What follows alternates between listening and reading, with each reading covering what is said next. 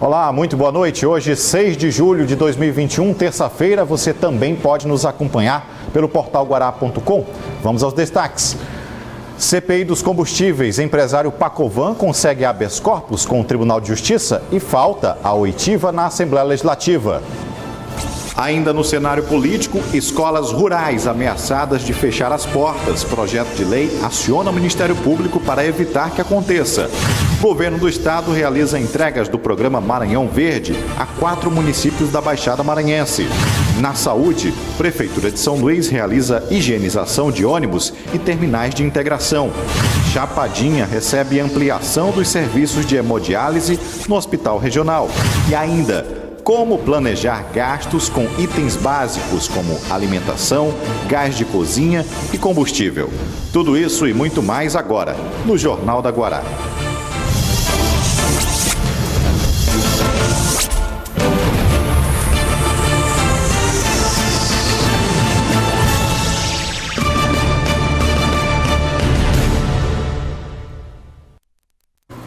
O destaque desta terça-feira fala sobre ações de higienização dos terminais de integração na ilha de São Luís. A luta contra o coronavírus permanece. Além do distanciamento, uso de máscaras, asepsia das mãos com álcool, o poder público tem proporcionado segurança sanitária aos usuários do sistema de transporte público. Ônibus e áreas de convivência passaram por uma descontaminação. A limpeza dos terminais de integração segue em 2 frentes. Primeiro, foi feita a limpeza dos veículos. Com a máquina, os homens entravam nos ônibus e jogavam o líquido, um composto de água e sabão específico contra bactérias e vírus, nas partes que mais são tocadas pelas pessoas, como barras de ferro para sustentação. Nesta terça-feira, a limpeza foi no terminal da Coama Vinhais, seguindo o cronograma prévio, onde a cada dia um terminal é higienizado. É um cronograma já periódico, né? Toda semana a gente faz a limpeza geral, né? A desinfecção, higienização em um dos terminais. E hoje, terça-feira, né? É aqui no terminal da Coama. A limpeza é mais uma frente no combate à proliferação do coronavírus. Além dos veículos, o comitê atua em pontos de grande movimentação da cidade, como as atrações turísticas do centro histórico. A gente sabe que o vírus é um vírus muito perigoso, né? Então nunca vai chegar a 100%.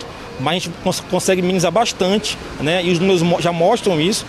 Hoje o Maranhão está em queda com relação a tanto as mortes, como também de infecção pelo vírus, né? Então a gente beira aí, né, os 80% de proteção para o cidadão. Para quem frequenta os terminais e precisa dos ônibus diariamente, a higienização tem sido muito útil. É necessário e sempre a limpeza Deus amou, né? Bem, na tarde de hoje, o governador Flávio Dino entregou o cheque mais desejado neste tempo de crise. O cheque da premiação do Dose Premiada foi entregue hoje pelo governador. O valor foi de R$10 mil entregues à senhora Maria Raimunda. Ela vacinou a segunda dose contra a Covid-19, entrou no sorteio e ganhou. Para participar, basta vacinar. Os dados automaticamente vão para o banco de informações, onde será feito o sorteio. Bem, e também melhorias também na saúde para o interior do estado. O governo do Maranhão ampliou a capacidade de atendimento do serviço de hemodiálise em Chapadinha. A Secretaria de Estado da Saúde entregou no Hospital Regional de Chapadinha novas cadeiras de hemodiálise, aumentando de 42 para 90 o número de pacientes que poderão realizar o procedimento na unidade. Os pacientes renais crônicos são acompanhados por uma equipe especializada. Além do médico nefrologista de plantão, os pacientes contam com o apoio de psicólogos, nutricionistas e assistência farmacêutica. Acompanharam esta cerimônia o vice-governador e também o secretário de Estado da Saúde, Carlos Lula. Bem, a gente segue para o intervalo, daqui a pouco trazendo as informações da política e a estreia aqui no nosso quadro da política com o Felipe Clã. A gente volta já.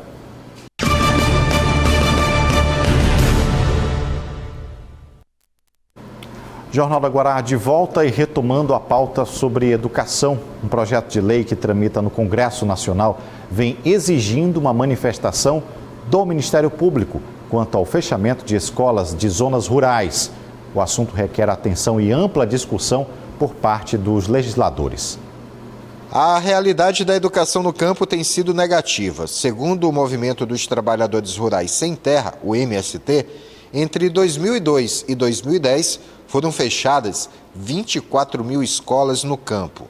Isso representava o fechamento de 3 mil escolas por ano. Num espaço de 20 anos, quase 80 mil escolas no campo brasileiro tiveram suas atividades encerradas ou transformadas. Essa medida prejudica a chamada pedagogia da alternância, uma educação típica e específica para a população do campo, onde o tempo de aula é balanceado com a prática, uma modalidade fundamental para o desenvolvimento educacional e profissional do Brasil. A forma do nosso mandato é um mandato que tem como base fortalecer o nosso produtor rural, a nossa agricultura familiar, o nosso homem, a nossa mulher do campo. Em segundo lugar, é que o Brasil, por ser um país continental, né, onde praticamente 50% da população, principalmente aqui no Maranhão, ela trabalha, ela produz no campo, são produtores rurais, principalmente produtores rurais pequenos, né, a educação voltada para essa especificidade é muito importante. O fechamento das escolas levou o deputado Zé Carlos a apresentar um projeto de lei que dificulta o fechamento de escolas no campo e exige um posicionamento do Ministério Público sobre o assunto. E qual é a nossa intenção com essa lei? A lei 2111 de 2015. A lei 2111 de 2015 é exatamente dificultar esse fechamento. Como nós vamos dificultar? Inserindo nessa lei, mais um item importantíssimo, que é a manifestação do Ministério Público local sobre esse fechamento. Com certeza, o nosso Ministério Público vai analisar com todo o critério. O projeto de lei precisa passar por 3 comissões: Direitos Humanos, Educação e Constituição e Justiça. Até hoje, passou somente pela primeira comissão. A celeridade na análise do projeto se faz necessária porque, em algumas regiões do país, a queda no número de escolas no campo tem sido constante. O Maranhão é um dos poucos estados que se mantém estável graças à política de incentivo do governo do estado. O deputado Zé Carlos também tem uma lei de sua autoria que contribui pela manutenção das escolas. Essa é a preocupação. Graças a Deus no nosso estado, a gente não está tendo ela, mas no Brasil nós estamos com esse problema. Está fechando e está deixando a nossa juventude desassistida, principalmente nessa modalidade que visa fixar, não é, o jovem no campo, fazer com que ele possa produzir e viver bem no campo e não vir para a cidade, vir para as periferias com dificuldade e com todos os problemas que traz quando você começa a ter esse êxodo rural, trazendo para as cidades, aglomerando nas cidades problemas que deveriam ser incentivados a serem resolvidos no campo. Vamos ao nosso momento de comentários da política. Hoje recebendo aqui Felipe Clã, um dos nossos analistas que vai dar sua contribuição e longa experiência no assunto. Já que Marcos Saldanha curte suas merecidas férias. Felipe Clã, muito boa noite, seja bem-vindo ao Jornal da Guará. Muito obrigado. Mais do que merecido as férias do nosso grande Marcos Saldanha, que também é comentarista dos analistas. Verdade. Felipe Clã, a gente tem um fato de ontem à noite, a gente aguardou, na verdade, uma tarde, final de tarde, até entrou a noite toda essa reunião do governador com os partidos aliados. O que a gente pode comentar sobre esse desenho, esse passo para 2022? Olha, eu acho que o mais importante, Hugo, é entender que, na verdade, esse processo não é um processo do Maranhão, é um processo nacional que ajuda em todos os âmbitos os movimentos de esquerda, os movimentos partidários que estão se unindo em torno do Lula. Então, veja, a eleição já começou. Quando todo mundo tentou segurar a eleição, o Lula vem, junto com o Supremo Tribunal Federal, que o libertou, né, e o credenciou a ser candidato, pré-candidato à presidência da República, automaticamente disparou em todos os estados a eleição, a corrida. Não é um processo só do governador Flávio Dino tentando compor, tentando acalmar, na verdade, todos que querem ser. E cada dia mais aumenta e mais aumenta candidatos. O mais interessante é esse. E a cada apuração que é feita junto à população, mais especulações ainda continuam. A grande verdade é que nós já estamos na campanha eleitoral. Pois é, e foi feito esse pacto, né? A gente entendeu que o governador deve seguir para o Senado Federal. Essa é a disputa dele. Eu acho que a única definição que existe desse processo todo, inclusive daquela reunião de ontem, né, que foi para fazer a foto, mostrando que o Maranhão tem capacidade de discutir politicamente todo o processo, foi também mostrar que a única certeza que nós temos é que todo o grupo em volta do governador vota no governador para o Senado. Nos demais candidatos, a federal, a estadual, ao governo do estado, aí mais na frente a medida das forças é que vai dizer quem vai ter condição de concorrer ou quais são os candidatos que vão estar presentes no processo eleitoral. Bom, ontem a gente deu a informação com relação ao ex-prefeito Edivaldo Holanda Júnior, os analistas também comentaram sobre. Definido então, Edivaldo vai para o PSD.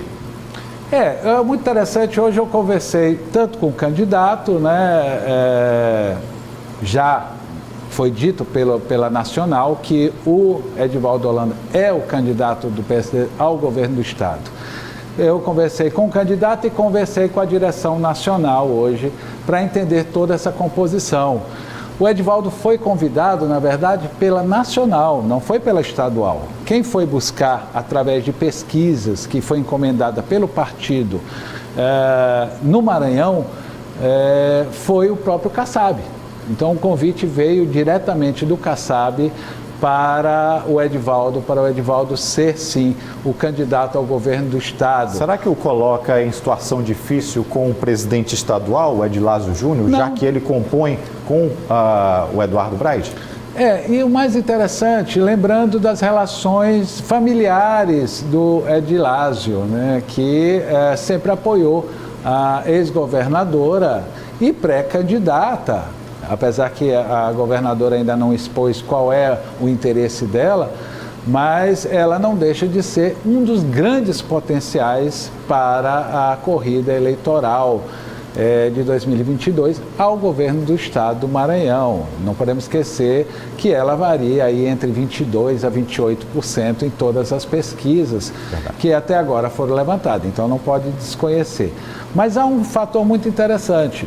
O Edivaldo mesmo coloca, e a direção nacional também coloca, que o Edivaldo faz parte do grupo de Flávio Dino. Nunca houve rompimento entre eles, nós nunca vimos nenhuma notícia, isso é só especulação. Sim. Então, quer dizer, se ele for a terceira via, como estão chamando, é dentro do próprio grupo do Flávio Dino. E isso é que é o interesse da Nacional e do pré-candidato agora, Edivaldo Holanda. Felipe Klan, nosso muito obrigado pela participação. Brilhante. Muito obrigado mesmo. Muito obrigado. Fico lisonjeado de estar presente com você aqui. Uma ótima noite para você. Bom, e a gente dá sequência. Hoje, em solenidade, no Palácio dos Leões, o governo fez a entrega dos primeiros cartões do programa Maranhão Verde. O foco do programa é desenvolver projetos voltados para apoiar a conservação e recuperação ambiental. Foram contemplados os municípios de Palmeirândia, Penalva, Santa Helena e Pinheiro. A cerimônia foi restrita, seguindo protocolos de prevenção ao coronavírus. Em funcionamento desde 2017, o programa Maranhão Verde já beneficiou mais de 452 famílias maranhenses. E agora teve investimentos aí de 2,5 milhões de reais com sua expansão para os 4 municípios da Baixada Maranhense. Bem, seguindo para a Assembleia Legislativa, a Casa aprovou na sessão plenária híbrida de hoje o projeto de lei número 323/2021, que é do Poder Executivo, que institui o auxílio Cuidar no valor de R$ 500 mensal, destinados a crianças e adolescentes em situação de orfandade bilateral. Ou seja, o pai e a mãe tenham falecido de Covid-19. Outros assuntos também foram debatidos. Na sessão de hoje nós aprovamos o projeto de lei encaminhado pelo Poder Executivo, criando o Auxílio Cuidar. É destinado a dar uma pensão de R$500 a crianças que estão em situação de orfandade por terem perdido pai e mãe em razão da Covid-19. Um projeto que tem por objetivo dar condições de vida a essas crianças que ficaram órfãs e, consequentemente, com as suas consequências emocionais e financeiras. Portanto, um projeto muito importante com elevado valor social. Bem, seguindo agora com as informações da CPI dos combustíveis. Hoje a Petrobras deu início ao novo reajuste nos valores do gás de cozinha, gasolina, diesel. E na audiência às oitivas da comissão, ouviria aí o empresário Pacovan, mas foi dado a ele um habeas corpus expedido pelo Tribunal de Justiça, tirando a obrigação de depor. Eduardo Gomes tem os detalhes. O documento foi apresentado à imprensa pelo presidente da CPI dos combustíveis, Duarte Júnior. A cópia é da decisão do Tribunal de Justiça do Maranhão, que libera Josival Cavalcante da Silva, o Pacovan, de comparecer às oitivas da CPI. Pacovan foi convidado para depor na CPI após ser citado por Rafaele de Jesus na semana passada. Ela afirmou que teria apenas emprestado o nome para o empresário usar como se ela fosse dona de uma rede de postos. Dados apurados pela CPI apontaram que na rede de postos havia um volume maior de venda de combustíveis do que havia sido comprado nas distribuidoras. Que a senhora é proprietária pelo fato de ter emprestado o seu nome para o senhor Pacovan, que ele que é o proprietário de fato, a senhora só emprestou o seu nome, a senhora não exerce atividade administrativa, nunca participou de nenhuma vistoria, gerenciamento, quem faz tudo isso é ele. Sim. Quem de fato é dono do posto é ele, quem dá as ordens no posto é ele. Hoje, a Comissão Parlamentar de Inquérito queria questionar essas possíveis irregularidades a Pacovan. Desembargador João Santana, do Tribunal de Justiça do Estado do Maranhão, suspendendo a oitiva do Pacovan. Ele, por meio de seus advogados, ingressou com habeas corpus para que fosse suspensa a oitiva. E nós nos surpreendemos com essa decisão, que já conversamos com a Procuradoria aqui da Casa, da Assembleia Legislativa, vamos recorrer dessa decisão, e também gera estranheza, porque no dia 1º de julho, o Pacovan foi para a imprensa falar que estava ansioso para vir aqui falar. Agora nós que estamos ansiosos para ouvi-lo. Sem a presença aguardada de Pacovan, a Comissão Parlamentar de Inquérito ouviu hoje o gerente regional de vendas da Petrobras, Alexandre de Lima, que deu detalhes de como é feita a composição de preço da gasolina. Cada distribuidora acaba competindo no mercado, comprando o seu produto, criando a sua estrutura de custos, né? E revende ao posto. O posto, depois de sua vez, define e decide qual que é o preço que ele vai praticar. A comissão vem atuando há mais de 100 dias e já constatou vários indícios de crimes e de abusos contra o consumidor. Esses materiais vão ser anexados em um relatório que vai ser encaminhado à Justiça após o fim da CPI. A previsão é que os trabalhos sejam concluídos até o dia 9 de julho. Dia 9 se encerra oficialmente os trabalhos da comissão. Então precisaria de uma prorrogação. Mesmo sem prorrogação, o relatório final será entregue baseado em todas as documentações que foram repassadas pelo PROCON, pela Secretaria da Fazenda e por todo o levantamento que nós fizemos em relação às outras oitivas. Então, essa não vinda dele não vai prejudicar o trabalho final do nosso relatório.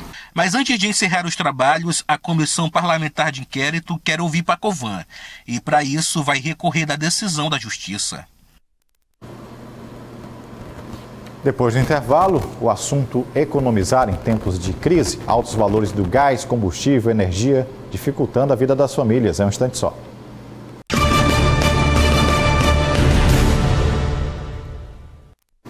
Voltando e falando de economia. Pesquisa do DIEESE, o Departamento Intersindical de Estatística de Estudos Socioeconômicos, apontam que o custo da cesta básica caiu em 9 das 17 capitais brasileiras analisadas.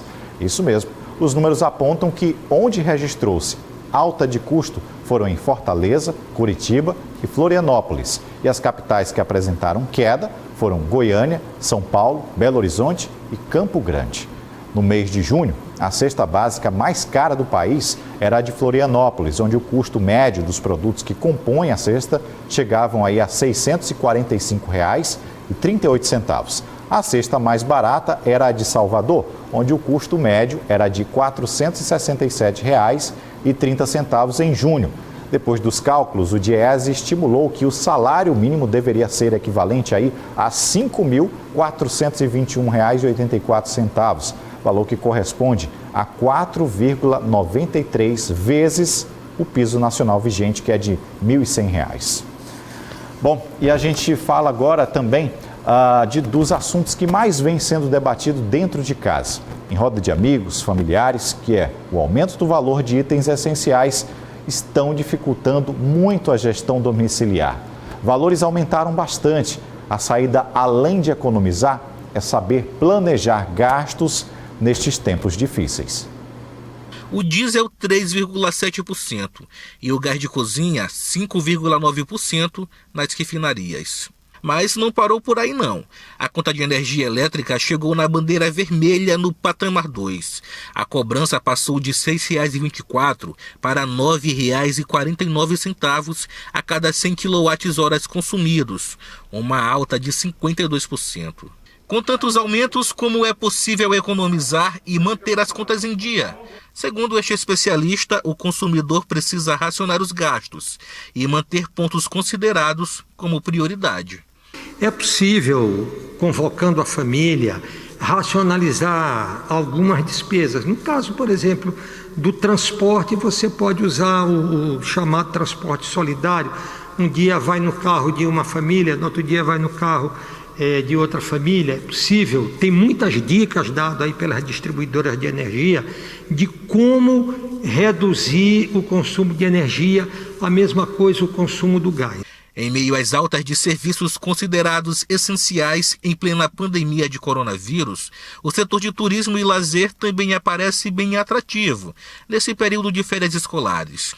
Só que em meio a tudo isso, os especialistas também apontam que o consumidor pode buscar alternativas mais fáceis e econômicas, como usar espaços públicos como praças e pontos turísticos, mas sempre seguindo também a prevenção por conta do período sanitário que continua crítico. As pessoas deveriam esperar mais para soltar o gasto, porque de qualquer modo a pandemia não acabou e nós ainda estamos numa situação instável, né? Então, de fato, é um grande desafio, né, que toda a sociedade brasileira está vivendo com esse problema que surgiu de repente e ainda está aí nos botando com a cabeça quente para funcionar, para achar uma solução. Cabeça quente é o que a gente está com relação a isso. Nossa edição de hoje termina aqui. Para você, uma excelente noite. A gente se encontra amanhã. Boa noite. Tchau.